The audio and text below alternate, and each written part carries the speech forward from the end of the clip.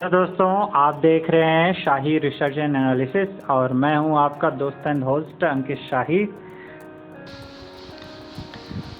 आज के वीडियो में दोस्तों हम गद्दारों के बारे में बात करेंगे, केवल और केवल गद्दारों के बारे में। कौन से गद्दार? वो गद्दार जिनके वजह से भारत के सीने पे कई बार दाग लगे, जिनके वजह से भारत के महान राजा, महान सपूत लोग जो हैं कई बार हार का मुंह देखना पड़ा और अपनी जान भी गंवाई है, जिनके वजह से भारत की भौगोलिक और सामाजिक परिस्थिति कई बार बदल गई।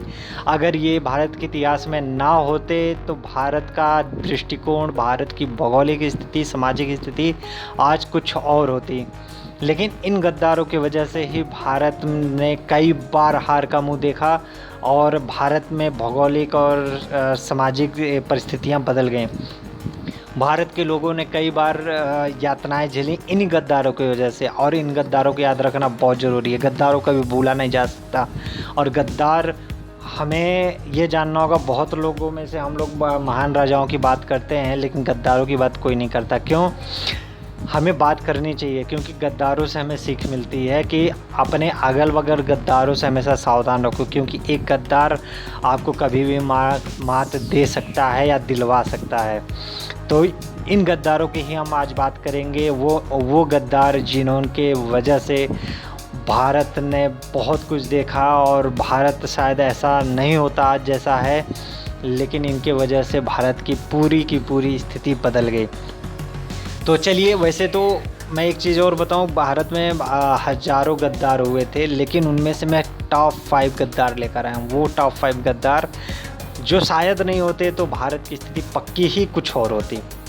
तो चलिए शुरू करते हैं वीडियो को और आज देखते हैं कि सबसे पहले हम 5वें नंबर की बात करेंगे। 5वें नंबर का गद्दार कौन था? तो 5वें नंबर का गद्दार जो था वो आंभी कुमार था। आंभी कुमार कौन था? आंभी कुमार तक्षशिला का राजकुमार था।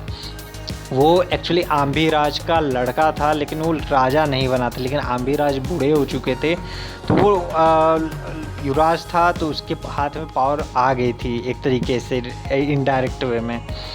तो हुआ क्या था? हुआ यूँ था कि राजा पोरस का नाम आपने सुना होगा, जिसको हम लोग पुरु बोलते हैं। उसको जो यूनानी थे वो पोरस लिखे थे अपने किताब में।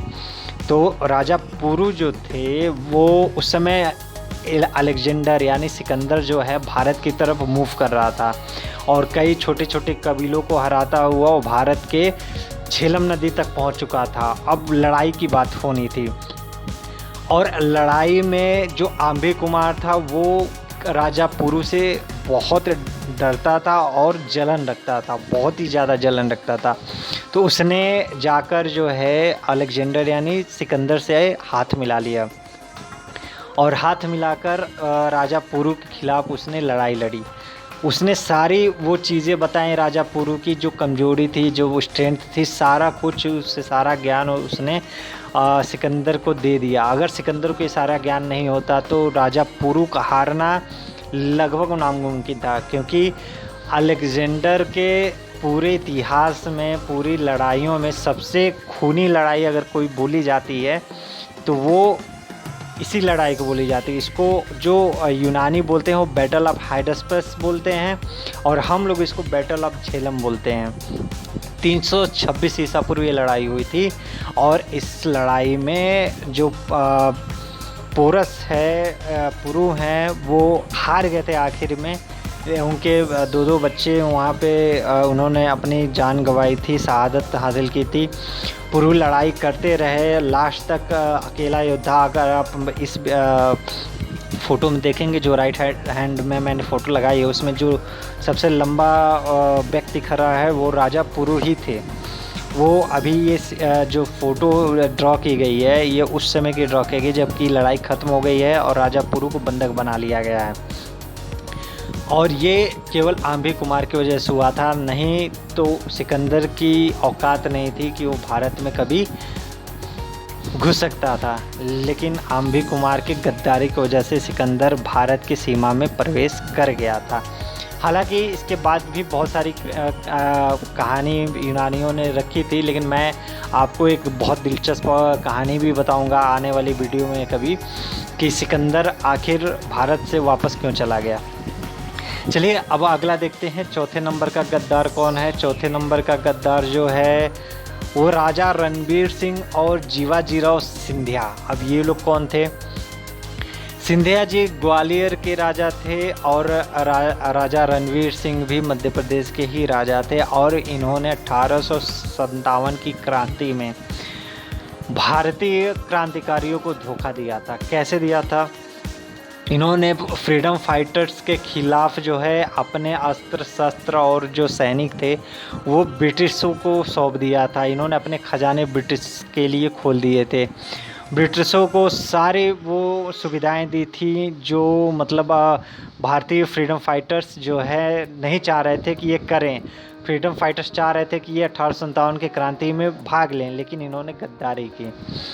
इन्होंने ब्रिटिशों से हाथ मिला लिया और जिनके वजह से तात्या तोपे और रानी लक्ष्मीबाई को हार का मुंह देखना पड़ा।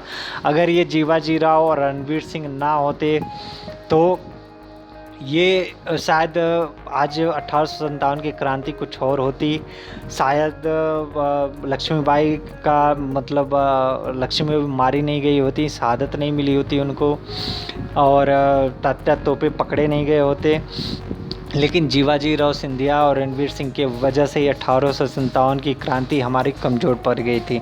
ये भी हमारे इतिहास के एक बहुत बड़े कलंक हैं, और इनके बिना भी गद्दारों की लिस्ट पूरी नहीं होती है। तो इनका भी ये जो नीचे आप फ़ोटो देख रहे हैं, नीचे वाले फ़ोटो में जीवाजीराव सिंधिया हैं और ऊपर वाले फ़ोटो में रणवीर सिंह हैं, जो अपनी जो मान सम्मान है वो अंग्रेज़ों के पैरों में रख रहे हैं। तो इन दोनों के वजह से जो है 1857 की क्रांति कमज़ोर पड़ी और भारत नहीं तो शायद 1857 में ही आज़ाद हो गया होता। तीसरे नंबर पे कौन आता है? तीसरे नंबर पे आते हैं मान सिंह। मान सिंह का नाम भी आप सुने ज़रूर होंगे। अगर आपको याद नहीं, अगर आप इतिहास से बहुत लगाव नहीं रखते हैं तो भी आप इस नाम को बहुत अच्छे से जानते होंगे। मान सिंह कौन था? मान सिंह जयपुर का राजा था और इन्होंने पूरे राजस्थान के राजपूतों के साथ धोखा दिया था। सबसे खासकर धोखा इन्होंने महाराणा प्रताप के साथ दिया था। मान सिंह जाकर अपने अकबर से मिल गए थे और महाराणा प्रताप के खिलाफ कई लड़ाइयाँ लड़ी थी। अगर ये मान सिंह ना होता तो शायद अकबर कभी महाराणा प्रताप को हरा भी नहीं पाता, क्योंकि महाराणा प्रताप के नाम से ही अकबर की फट जाती थी। लेकिन मान सिंह एक ऐसा गद्दार था, राजपूत होने के बाद भी ये राजपूतों के खिलाफ था, एक बहुत बड़ा गद्दार था। मैं फिर बोलता हूँ, गद्दार कहीं भी हो सकते हैं, किसी भी रूप में हो सकते हैं। गद्दारों से सावधान रहना। मान सिंह बहुत बड़ा गद्दार था। इसके बिना जो है मतलब भारत में राजपूतों का अगर बोला जाए गर्व जो है महाराणा प्रताप थे, तो राजपूतों का कलंक भी मान सिंह था। ठीक है। और हालांकि एक लड़ाई में महाराणा प्रताप ने मान सिंह की हत्या भी कर दी थी और ये बोल करता कहते कि गद्दार तुझे छोड़ूंगा नहीं। और महाराणा प्रताप जी के वजह से ही राजपूतों का मान आज भी ऊपर रहता है। लेकिन एक मान सिंह भी था जिसकी गद्दारी की वजह से राजपूतों का नाम झुकता भी है। तो ये अकबर को सपोर्ट कर गए थे और महाराणा प्रताप के खिलाफ लड़ाई लड़ता था। दूसरे नंबर पे सबसे बड़ा गद्दार, दूसरे नंबर का जो गद्दार था मीर जाफ़र और उसका लड़का भी। मीर जाफ़र कौन था शायद आप नहीं जानते होंगे, मैं आपको बता देता हूँ। मीर जाफ़र सिराजुद्दौला का एक सेनापति था, एक मंत्री था और 1757 की लड़ाई सबसे इम्पोर्टेंट लड़ाई, ब्रिटिश के ख़िलाफ़ सबसे अगर इम्पोर्टेंट लड़ाई मानी जाती है तो ये लड़ाई मानी जाती है 1757 की battle of Plassey. Battle of Plassey का जो युद्ध हुआ था उसमें सिराजुद्दौला का हार का मुंह देखना पड़ा, और ये केवल मीर जाफ़र की वजह से हुआ था, क्योंकि मीर जाफ़र ने ही पूरी भेद जो है सिराजुद्दौला की अंग्रेज़ों को बताई थी और उसने एक एक चीज़ बताई थी सिराजदौला खिलाफ, और सिराजदौला को इसके वजह से, मीर जाफ़र की वजह से हार का मुंह देखना पड़ा। अगर मीर जाफ़र भारत के इतिहास में ना होता तो शायद आज अंग्रेज़ भारत में राज भी नहीं किए होते 200 सालों तक, और शायद सिराजदौला हारा नहीं होता, और सिराजदौला हारा नहीं होता तो भारत में ब्रिटिशों का हक जमाना थोड़ा आसान नहीं हुआ होता। लेकिन इसने सपोर्ट किया, मीर जाफ़र ने ब्रिटिशों को, और उनको पूरी जो बात है, पूरी जो राज है सिराजदौला की वो बता दी, जिसके वजह से सिराजदौला को हारना पड़ा और ब्रिटिश का जो जड़ है भारत में मजबूत हो गया।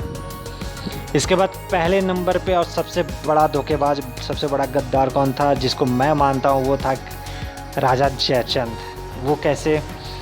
भारत में अगर सिकंदर के बाद सबसे क्रूर और सबसे जो कहते हैं कि सबसे जो आधार, मुग़लों का जो आधार रखा था, जिसने भारत के लिए मिडिल ईस्ट के कबीलाई राजाओं का द्वार खोल दिया था, वो लड़ाई हुई थी 1192 में, बैटल ऑफ तराइन सेकेंड। और ये लड़ाई हुई थी पृथ्वीराज चौहान और मोहम्मद गौरी के बीच में। मोहम्मद गौरी को पृथ्वीराज चौहान ने कई बार हराया था, लेकिन ये बैटल ऑफ तराइन का जो दूसरा युद्ध हुआ था, पृथ्वीराज चौहान की भारी सेना के सामने मोहम्मद गौरी कभी जीत नहीं सकता था, लेकिन जयचंद ने गौरी का साथ दिया और गौरी के तरफ से लड़ाई लड़ी, अपनी सेना को गौरी की तरफ से भेजा, क्योंकि उसका जलन ये था, जयचंद का जलन ये था, क्योंकि पृथ्वीराज चौहान जयचंद की लड़की से प्यार करते थे और उन्होंने उनके साथ शादी की थी ज़बरदस्ती, जिनका नाम संयोगिता था। और पृथ्वीराज चौहान जो हैं उनकी लड़की के साथ शादी कर लिए, इसलिए जो है जयचंद पृथ्वीराज चौहान से डरता था और जलन भी रखता था। कारण ये था कि वो पृथ्वीराज चौहान से लड़ नहीं सकता था, क्योंकि पृथ्वीराज चौहान अपने समय के बहुत बड़े सूरमा थे, बहुत बड़े राजा थे, बहुत हिम्मती, बहुत प्रतापी राजा, जिनके नाम से ही दुश्मनों का जो है सर चकरा जाता था। तो जयचंद की क्या मिसाल थी। लेकिन जयचंद को जब गौरी के बारे में पता चला तो उसने गौरी को न्योता दिया और गौरी का साथ दिया, जिसके वजह से पृथ्वीराज चौहान वो लड़ाई हार गए और पृथ्वीराज चौहान को जो है बंदी बना लिया गया। अगर वो उस लड़ाई में जयचंद ने गौरी का साथ ना दिया होता तो शायद मिडिल ईस्ट के लिए भारत के दरवाजे नहीं खुले होते, भारत में मुग़ल नहीं आए होते और भारत की स्थिति, भौगोलिक स्थिति और सामाजिक स्थिति आज की तरफ बदली नहीं होती। आपको पता है कि कितनी बड़े बदलाव हो गए मुग़लों की वजह से या मुस्लिम राजाओं के मिडिल ईस्ट से भारत में आने पे। तो इसलिए मैं जयचंद को सबसे बड़ा गद्दार मानता हूँ, भारतीय इतिहास का सबसे बड़ा गद्दार मानता हूँ। ये हुए मेरे 5 गद्दार, जिनको मैं मानता हूँ कि भारत के सबसे बड़े 5 गद्दार थे। अगर आपके हिसाब से भी कोई इस लिस्ट में आप जोड़ना चाहते हैं, जिनको मानते हैं कि इन 5 के जगह में उनका नाम होना चाहिए, तो आप भी कमेंट में हमें बताइए और कारण बताइए कि उनका नाम उस पोजीशन पे क्यों होना चाहिए, कि क्यों वो इस टॉप 5 लिस्ट के गद्दारों में उसका नाम आना चाहिए। और गद्दारों से सीख ज़रूर लेनी चाहिए कि गद्दार अगर आपके जान पहचान अगल बगल का पड़ोसी है और आपके रिश्तेदार हैं, तो आप ये समझो कि आप कोई भी लड़ाई कभी भी आ सकते हैं। इसलिए ऐसे गद्दारों से बच के रहो। बिना इन गद्दारों के वजह से ही कोई भी व्यक्ति कितना भी बड़ा सुरमा हो, वो कोई भी लड़ाई हार जाता है। तो इन गद्दारों से ये सबक लेना चाहिए, हमारे इतिहास को सबक लेना चाहिए और बच के रहना चाहिए। अगर आपको ये वीडियो पसंद आई हो तो हमारे चैनल को सब्सक्राइब करें, इस वीडियो को लाइक करें और शेयर करें और ज़्यादा से ज़्यादा लोगों के बीच में हमारे वीडियो को ऐसे पहुंचाते रहें। ऐसे ही मैं आपको बहुत अच्छे फैक्ट्स लेकर आऊँगा, ऐसे बहुत सारी चीज़ें लेकर आऊँगा जिसको जानकर आपको बहुत अच्छा लगेगा और हमेशा की तरह जो है आपको कुछ नया जानने को हर वीडियो में मिलेगा। तो चलते हैं, अगले वीडियो में बहुत जल्दी मिलेंगे। धन्यवाद।